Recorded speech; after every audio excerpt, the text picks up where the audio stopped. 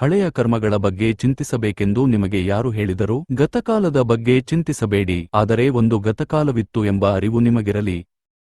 ಆ ಅರಿವು ಮುಖ್ಯವೇ ಹೊರತು ಚಿಂತೆಯಲ್ಲ. ನಾವು ಇಲ್ಲಿ ಹಳೆಯದನ್ನು ನೆನೆದು ಮರುಗಲು ಇಲ್ಲ.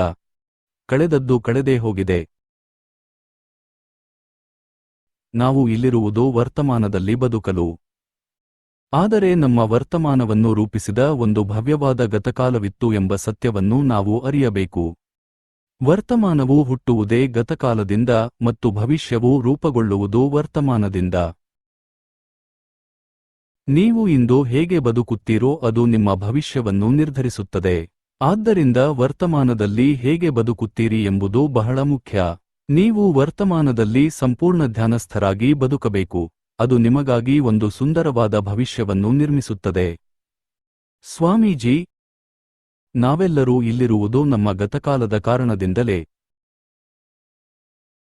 ನಾನು ಇಂದು ನಿಮ್ಮ ಮುಂದೆ ಇರುವುದು ನನ್ನ ಗತಕಾಲದ ಫಲವಾಗಿ. ನನಗೆ ಈಗ 73 ವರ್ಷ. ನನ್ನ ಈ ಹಿಂದಿನ 73 ವರ್ಷಗಳೇ ನನ್ನ 74ನೇ ವರ್ಷವನ್ನು ರೂಪಿಸಿವೆ. ನೀವು ಅದನ್ನು ಗುರುತಿಸಲಿ ಬಿಡಲಿ.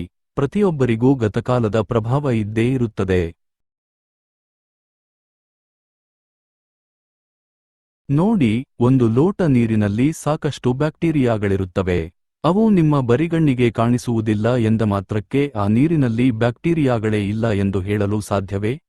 ಸೂಕ್ಷ್ಮದರ್ಶಕದ ಮೈಕ್ರೋಸ್ಕೋಪ್ ಅಡಿಯಲ್ಲಿ ನೋಡಿದಾಗ ನಿಮಗೆ ಲಕ್ಷಾಂತರ ಬ್ಯಾಕ್ಟೀರಿಯಾಗಳು ಕಾಣಿಸುತ್ತವೆ. ಆಕಾಶದಲ್ಲಿ ಕೋಟ್ಯಂತರ ನಕ್ಷತ್ರಗಳಿವೆ. ಅವುಗಳನ್ನು ಟೆಲಿಸ್ಕೋಪ್ ಮೂಲಕ ಮಾತ್ರ ನೋಡಲು ಸಾಧ್ಯ. ಹಾಗೆಯೇ ನಿಮ್ಮ ಭೌತಿಕ ಮನಸ್ಸಿನಿಂದ ನಿಮ್ಮ ಪವಿತ್ರವಾದ ಗತಕಾಲವನ್ನು ಅರ್ಥಮಾಡಿಕೊಳ್ಳಲು ಸಾಧ್ಯವಿಲ್ಲ. ಭೌತಿಕ ಮನಸ್ಸು ಕೇವಲ ವರ್ತಮಾನವನ್ನು ಮಾತ್ರ ಗ್ರಹಿಸಬಲ್ಲದು.